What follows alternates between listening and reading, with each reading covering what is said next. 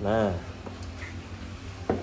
Bismillahirrahmanirrahim. Assalamualaikum warahmatullahi wabarakatuh. Waalaikumsalam warahmatullahi wabarakatuh. Gimana kabar anak-anak semua? Alhamdulillah, luar biasa. Allahu Akbar. Good. Nah, jadi pada kesempatan kali ini, sebelum kita ke situ, Bapak ingin nanya dulu nih, anak-anak udah siap buat belajar belum? Sudah, Siap, Bapak. seberapa siap? Siap. Siap pisan. Dari 0 sampai 100 berapa siap? 1001%. 1001. Oke. Nah, jadi sebelum masuk ke materi tadi itu kita belajar apa sih? Dari Adit tadi belajar apa Adit? Tentang TPACK apa? Tentang TPACK. Apa itu TPACK? Tentang teknologi Pak, pembelajaran teknologi.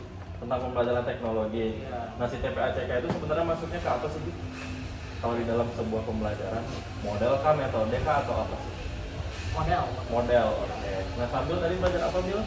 Pendekatan, Pak. Multi pendekatan apa aja, Bil, yang dipelajari, Bil? PJBL, Oke. PBL, Oke. Discovery Learning, Oke. Deep Learning, Design Thinking, PACE, TPACK. Udah, Pak, yang saya ingat Udah. itu aja, Pak. Nah, kira-kira dari pembelajaran tadi itu kaitannya terhadap tadi kan kaitannya itu terhadap pembelajaran dan lain-lainnya ya. Kira-kira kaitannya terhadap diri kita sendiri itu apa sih? Ada yang mau coba jawab? Kayak misalnya si pendekatan itu bisa dimanfaatkan kayak diri kita tuh kayak apa? Kayak misalnya saya bikin nih untuk misalnya mengambil kita keputusan dalam rumah tangga misalnya. Oke. Saya loh, Pak. Nah, boleh sambil coba. Kalau misalnya saya tuh lebih ke 4C, Pak. Karena 4C itu biasa digunakan di dalam kehidupan sehari-hari, Pak. Misalnya kita dalam menemukan masalah, kita harus berkreativitas dan juga critical thinking untuk memecahkan masalah tersebut. Selain Oke. itu juga ada misalnya kita komunikasi. Nah, itu kan kita sehari-hari sebagai makhluk sosial pasti berkomunikasi kan, ya kan, Pak? Ya, betul sekali. Seperti itu. Terus juga kolaborasi nih, Pak. Misalnya seperti saya sebagai mahasiswa, pasti saya berkolaborasi dengan teman saya, dengan mahasiswa lain. Misalnya seperti melakukan tugas, terus juga ya seperti itu, Pak. Oke. Dari yang lain ada yang mau coba jawab? Dari Adit, dari Kalau Yuda? saya ini Pak, mungkin bisa terapkan kehidupan sehari-hari, mungkin saya bakal melakukan pendekatan deep learning Pak. Kenapa? Karena segala suatu masalah, segala suatu hal itu kita harus pikirkan secara mendalam Pak. Jadi kita dalam mengambil tindakan juga kita tidak harus serta-merta kita harus cepat mengambil keputusan, tapi kita harus gali dulu nih informasinya pada apa enggak, apakah kita menindak itu benar apa enggak. Jadi kita harus pahami itu secara mendalam dulu Pak, terkait bebas terkait masalah, terkait mengambil keputusan, kebijakan dan lain-lain Pak. Oke. Adit, dari tadi diam aja Adit. Ada yang mau disampaikan ke Adit? Tidak ada Pak. Apa ya, Pak?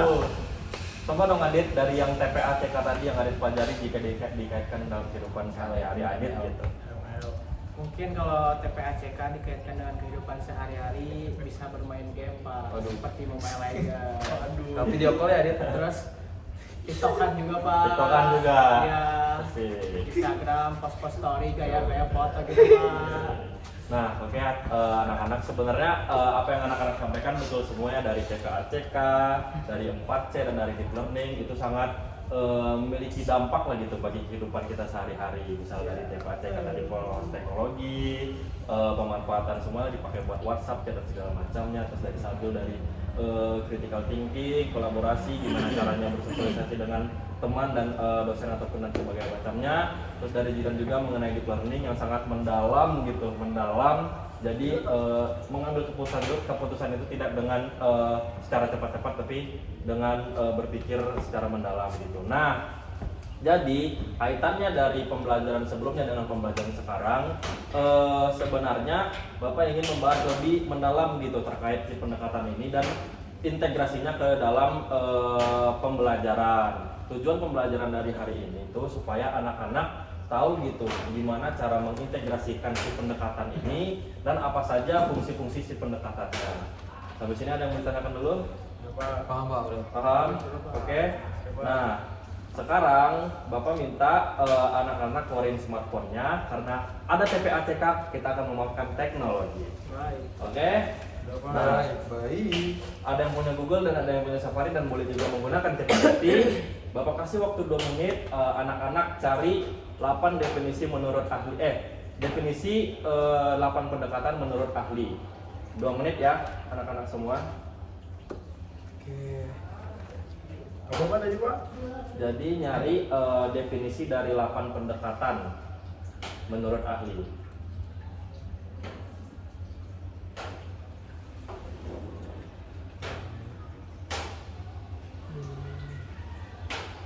Jelas ya semuanya? Jelas, Pak, jelas. Oke. Jelas.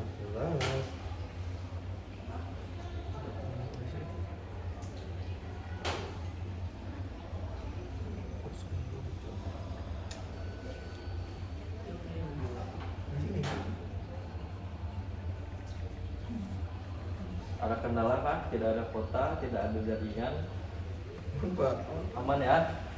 Adit aman? Aman. Aman? Coba lihat muka saya aman? Aman, oke.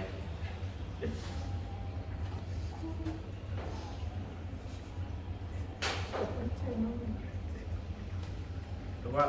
Udah, sambil udah. Udah Pak. Jadi ketemu teman-teman yang lain ya nanti teman-teman bakal mempresentasiin apa yang teman-teman dapat dan menurut adiknya apa gitu. Oke Pak.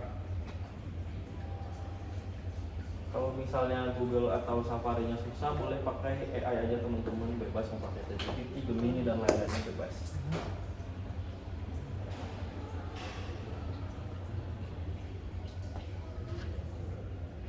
Udah Pak. Udah, dan sambil udah, Adit udah belum? Udah Pak. Serius sudah? Udah. Nah, sekarang Bapak pengen tahu dari hasil searching anak-anak sekalian itu tuh ahlinya siapa saja dan beliau itu mendefinisikan si pendekatan 8 pendekatan itu seperti apa. Mungkin boleh dari Adit dulu dibacakan apa yang didapat. Pelan-pelan. Oke, batuk dulu. Udah Pak. Oke, stop. Nah, jadi di sini ada TPACK menurut Misra dan Koehler. Misro. Dan Koehler. Oke. Tahun 2006. Oke. TPACK adalah kerangka yang menekankan kemampuan guru mengintegrasikan konten pengetahuan, strategi, pedagogi dan teknologi. Oke. Terus Lalu selanjutnya? ada deep learning. Oke. Menurut Big and Tang. Teman-teman mohon ya kondusif dulu. Bit and Tang. Tahun 2011. Ayo Adit.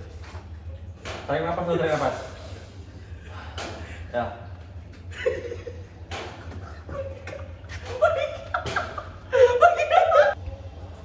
Nah, anak-anak kita lanjut lagi ya. Tadi terkendala ternyata memori Bapak full. Nah, jadi setelah tadi anak-anak searching, Bapak ingin anak-anak presentasiin apa yang didapat mulai dari Adit dulu, definisinya apa, terus menurutnya apa.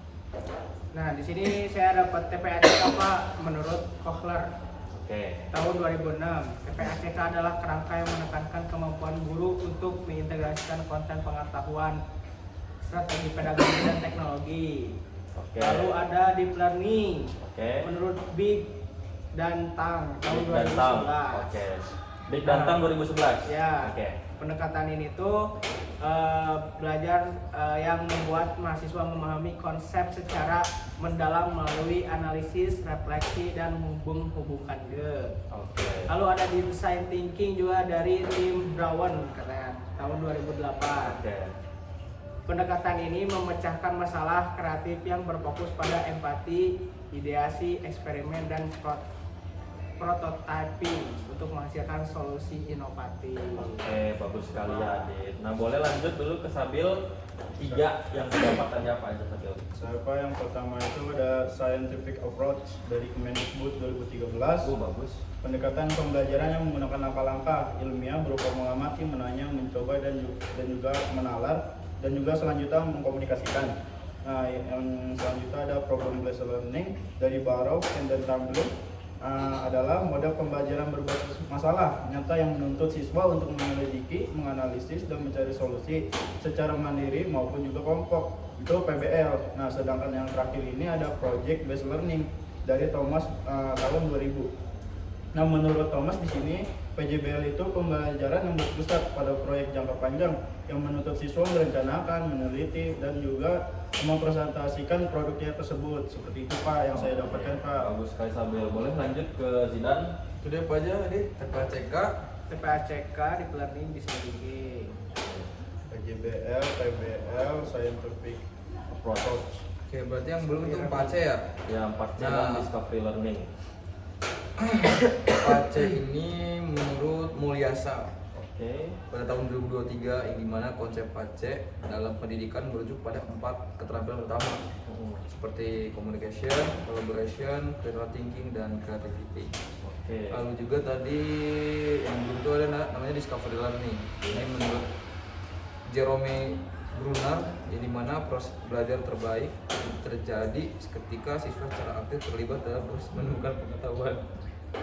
Belajar bukan sekedar mendengar informasi, melainkan membangun struktur kognitif melalui pengalaman langsung, Pak. Oke, betul sekali. Nah, dari 8 keterampilan tadi, Bapak simpulin kalau misalnya kayak TPACK, 4C, Design Thinking, PJBL, PBL, Discovery Learning, dan Design Thinking itu sebenarnya memiliki keterkaitan satu sama lain di dalam sebuah pembelajaran. Misal dari misal dari 4C itu ada berpikir kritis, ada kolaborasi, komunikasi dan kreativitas. Terus di PJBL itu kita memanfaatkan teknologi, terus ada konten dan ada knowledge juga atau pemahaman yang bakal diajarkan. Lalu ada PJBL di mana PJBL ini tuh berbasis berbasis ini kan project gitu, berbasis sesuatu yang mana nanti anak-anak kalau misalnya belajar di kelas itu akan menghasilkan sebuah prototipe gitu. Nah, terus ada PBL di mana itu kunci pembelajaran dari PBL ini sebenarnya dari masalah kehidupan nyata kita dibawa ke dalam kehidupan kelas gitu. Kayak misalnya masalah apa sih yang lagi tren sekarang gitu, kayak misalnya contoh masalah di Sumatera Barat yang sedang banjir. Nah, itu kan menjadi sebuah masalah yang bakal dibawa ke kelas gitu untuk didiskusikan dan apa kaitannya ke dalam pembelajaran. Terus ada design thinking, membuat kerangka-kerangka atau misalnya dari Sabil, dari Ari, dari Zidan itu kerangka berpikirnya seperti apa disatuin untuk membuat sebuah ide.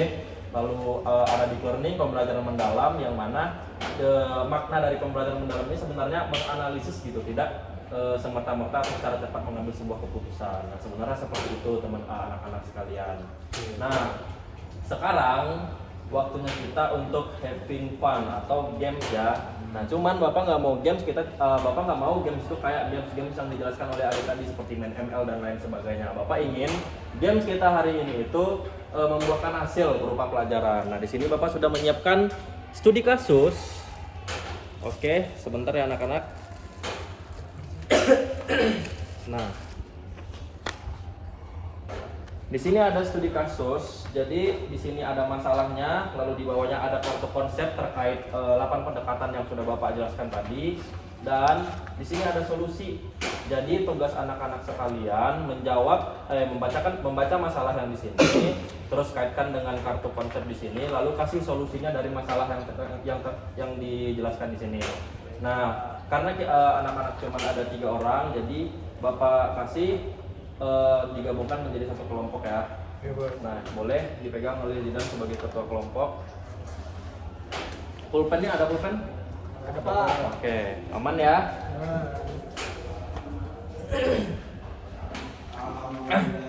Siswa tidak semangat dan tidak mendengarkan. Gimana anak ada kesusahan? Sepertinya tidak Pak. Paham nih. Oke, dibaca dulu ya si masalahnya. Nah, prinsip yang diajarkan oleh orang tua saya itu ketika dikasih sebuah studi kasus atau dikasih sebuah kertas, itu kita baca dari atasnya dulu. Masalahnya apa, lalu dibaca kartu konsepnya apa, baru solusinya apa. Biar lebih paham lagi. Baik Pak. Paham, Pak. Kira-kira butuh waktu berapa menit? Semenit cukup? Cukup, Pak. Oke. Boleh langsung ditulis ya di belakangnya.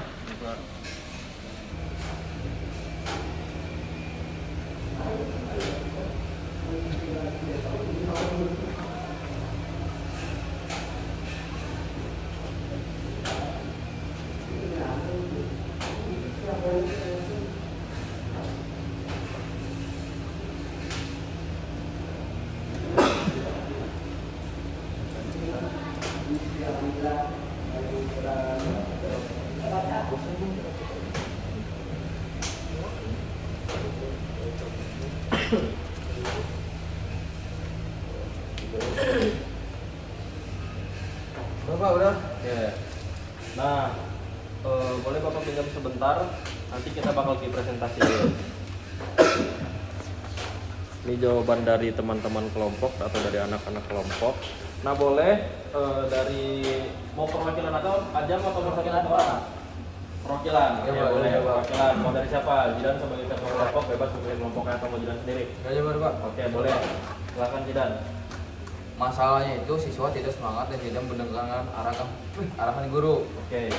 Nah, jadi kan di sini masalahnya itu siswa itu nggak semangat nih karena tidak ada apa ya, dia nggak ada semangat gitu dalam mendengarkan arahan dari si guru itu sendiri. Nah, mungkin beberapa pendekatan tuh perlu diterapkan. Yang pertama itu saya memilih pendekatan saintifik. Kenapa? Karena agar siswa ini semangat perlu adanya komunikasi dalam pembelajaran itu sendiri. Jadi si siswa itu bisa nanya, jadi guru juga bisa nanya, jadi saling menanya gitu. Jadi si kelas itu hidup. Lalu juga apa tadi, design thinking. Nah, kenapa perlu adanya ide prototype solusi yang dimana ketika siswa dikasih prototype mungkin itu sebagai tools mereka dalam menerapkan pembelajaran agar lebih aktif Pak. Nah, lalu juga ada tadi TPACK yang dimana memilih media yang tepat atau teknologi yang tepat dalam proses pembelajaran. Jadi si siswanya juga tidak boring, lalu gurunya pun apa ya namanya, aktif dalam memberi materi gitu. Jadi adanya tools atau alat teknologi dalam memberi pembelajaran. Lalu juga tadi ada solusinya itu pendekatan PJBL yang dimana perlu adanya pendekatan mini project berupa solusi tertulis. Jadi ketika ada suatu masalah mungkin siswa itu diberikan project Pak. Jadi siswa itu menulis apa saja yang kekurangan dari pembelajaran ini, lalu nanti dipaparin aspirasinya. Jadi berupa project gitu Pak. Jadi si kelasnya jadi aktif, jadi tidak ada lagi masalah siswa tidak semangat dan tidak mendengarkan arahan guru Pak. Oke, betul sekali. Tepuk tangan buat kita semua. Nah, betul sekali ya, dan dilihat ternyata anak-anak sudah paham dengan materinya untuk mengatasi masalah dari apa namanya siswa yang tidak semangat dan guru yang pasif atau lain sebagainya atau tidak mendengarkan guru. Itu perlu menggunakan beberapa pendekatan. Sebenarnya 8 pendekatan itu bisa digunakan untuk mengatasi masalah yang tadi. Cuman kalau misalnya dari siswa tadi atau dari anak-anak tadi cuman menyebutkan 4, yaitu ada saintifik, TPACK, terus ada PJBL, lalu ada design thinking. Nah, sebenarnya keempat-empat ini itu merupakan inti dari atau misalnya yang paling berpengaruh untuk menyelesaikan masalah tadi itu. Tetapi 4 pendekatan lainnya sebenarnya bisa juga dimanfaatkan. Nah, anak-anak sekalian, sudah tiba nih kita di penghujung pembelajaran kali ini. Nah, sekarang Bapak ingin sebagai refleksi dan evaluasi kita, Bapak ingin anak-anak menyebutkan apa yang didapati hari ini di luar pembelajaran ya, di luar pembelajaran. Jadi nggak boleh menyebutkan TPACK, discovery learning dan lain sebagainya di luar pembelajaran apa yang didapatkan hari ini dan kenapa. Dong, yang mau mulai duluan siapa? Oke, dari Adit dulu ya. Adit lihat Bapak dari tadi, boleh Adit dulu apa yang didapat hari ini? Adit kira-kira dari pembelajaran itu ngerasa apa gitu, kayak wawasan baru atau misalnya apa? Mendapatkan insight yang baru Pak. Wes, kenapa? Kenapa Adit? Kenapa?